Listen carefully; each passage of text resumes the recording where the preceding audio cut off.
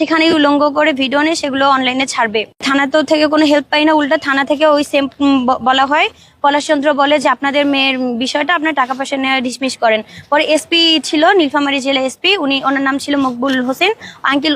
ওই আঙ্কেল অনেক ভালো, ওই আঙ্কেল আমাকে হেল্প করে, আমার আমাকে হেল্প। সুপ্রিয় দর্শকবিন্দু, এই যে দেখেন বর্তমান সময়ে সোশ্যাল মিডিয়াতে এই ভিডিওটি ভাইরাল হয়ে গেছে। দর্শকবিন্দু, ভিডিওটি হচ্ছে এই যে মেয়েটিকে দেখতে পারতেছেন, এই মেয়েটি একটা ছেলের সাথে রিলেশন করত। দর্শকবিন্দু, ভালোবাসা পূর্ণাঙ্গ দেখাতে গিয়ে এই মেয়েটি এই ছেলের সাথে খারাপ কাজে নিয়ে যেতে হয়। এরপরে এই ছেলেটি এই মেয়েটির গোপন ভিডিও ধারণ করে। দর্শকবিন্দু, এরপরে এই ছেলেটি এই মেয়েটিকে ওই ভিডিওর ভয় দেখিয়ে সবসময় খারাপ কাজে ডাকতো। দর্শকবিন্দু, এরপরে একটা সময় জানতে পারে মেয়েটিকে বিবাহ করবে না। এরপরে দেখেন কি হয়, মেয়েটির মুখ থেকে শুনেন। আসলে এমন নিত্য নতুন ভিডিও পেতে অবশ্যই আমার চ্যানেলটি সাবস্ক্রাইব করে রাখবেন। সেখানেই উলঙ্গ করে ভিডিও নিয়ে সেগুলো অনলাইনে ছাড়বে। থানা তো থেকে কোনো হেল্প পাই না, উল্টা থানা থেকে ওই সেম বলা হয়, পলাশচন্দ্র বলে যে আপনাদের মেয়ের বিষয়টা আপনার টাকা পয়সা নেওয়া ডিসমিস করেন। পরে এসপি ছিল, নীলফামারী জেলা এসপি, ওনার নাম ছিল মকবুল হোসেন আঙ্কেল। ওই আঙ্কেল অনেক ভালো, ওই আঙ্কেল আমাকে হেল্প করে, আমার আমাকে হেল্প করে। তারপর একটা মামলা হয়, রেপ মামলা, যেটার মামলার সবকিছু রিপোর্ট আমার পক্ষে, মেডিকেল রিপোর্ট, ডিএনএ রিপোর্ট সবকিছু আমার পক্ষে থাকার পরেও আমাকে হুমকি ধামকি দেওয়া হয়। আমি যদি মামলা না তুলে নিই, আমার যদি মামলা না তুলে, তাহলে ওই ছেলের সাথে আমার ভিডিও অনলাইনে পাবলিশ করবে, আমাকে যেখানেই পাবে সেখানেই উলঙ্গ করে ভিডিও নিয়ে সেগুলো অনলাইনে ছাড়বে। এরপরে আমি ইসে যাই, ওসিকে ফোন দেই, বর্তমানে রানিং যে ওসি আছে কিশোরগঞ্জ থানা, তাকে ফোন দেই। সে আমাকে বলে একটা মামলা তো চলতেছে, আর কোনো মামলা করার দরকার নেই। আমি ডিরেক্ট রংপুরে ডিআইসি স্যারের কাছে যাই, উনি আমাকে হেল্প করে প্রচন্ড পরিমাণে। থানায় তারপর যাই, থানা থেকে উনি আমার সবকিছু শোনার পরে ওনারা নিজেদের মতো আমাকে বলে তুমি সবকিছু বলো। সবকিছু বলার পর ওরা নিজেদের মতো একটা প্রতিবেদন তৈরি করে, পর্নোগ্রাফির মামলা, যে মামলায় কোনো তারিখ কোনো নাম্বার দেওয়া কিছু নাই। পরে ওই ছেলেকে, রায়হান সরকার জয়কে, যেদিন অ্যারেস্ট করা হয় তার পরের দিনে সে জামিন পায়। জামিন পাওয়ার পরে আমাকে অনেকভাবে হুমকি ধামকি দেওয়া হচ্ছে। ইভেন এখনো কালকে 14 এপ্রিল থেকে আমাকে হুমকি দিচ্ছে, আমার ভিডিও ভাইরাল করে দিবে, আমাকে নষ্ট প্রমাণ করবে।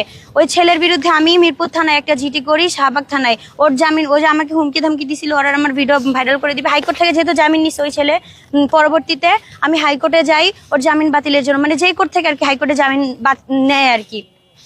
আমি অ্যাটর্নি জেনারেলের সাথে বসি, ওনার নাম ছিল মনে হয় শিমুল হাসান ভাইয়া, ওনার কাছে বলি। উনি আমাকে বলে যে তুমি এইগুলা প্রমাণ যদি তুমি ম্যাজিস্ট্রেট কোর্টে হোক বা জজ কোর্টেই হোক, যার কাছেই থাকুক, যার কাছে মামলাটা চলুক, তুমি যদি প্রমাণগুলা দেখাও, এগুলা অটো ওই ছেলে জামিন বাতিল হয়ে যাবে।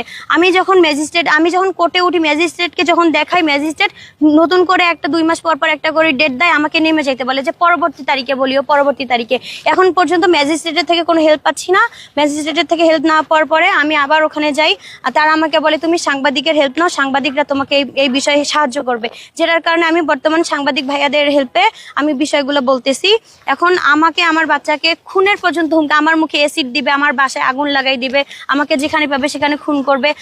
আমার জীবনের নিরাপত্তা, আমি আমার বাচ্চার জীবনের নিরাপত্তা সহ আমার সাথে, আমার বাচ্চার সাথে যে অন্যায় হয়েছে, আমি সেটা যথাযথ শাস্তি চাচ্ছি। রায়হান সরকার জয়, রুবেল সরকারের, জাকারিয়া সরকারের, রায়হান সরকারের বোন জান্নাত জেমির, রায়হান সরকারের বোন জুথির, রায়হান সরকারের জয়ের বোন নিপার। ইভেন ওরা আমাকে যে হুমকি ধামকি দিচ্ছে, আমি তো অনলাইন প্ল্যাটফর্মের মানুষ, আমার নামে ফেক অ্যাকাউন্ট খুলে নিজেদের চরিত্র নিয়ে তারা বাজে কথা বলে ফেসবুক স্ট্যাটাস দিয়ে আমার বিরুদ্ধে রংপুরে সাইবার ট্রাইব্যুনালে মামলা করে আসছে। রায়হান সরকারের বোন জান্নাত জিমি আমার বিরুদ্ধে মামলা করে আসছে। আমি ভিকটিম, আমাকে যখন দেখতেছে আমি মামলা তুলতেছি না, আমার আম্মু মামলা তুলতেছে না, উল্টা আমাকে মানসিকভাবে তারা বিধ্বস্ত করার চেষ্টা করতেছে। আমার বিরুদ্ধে রংপুরে যে মামলা করে আসছে সাইবার ট্রাইব্যুনালে আমার বিরুদ্ধে।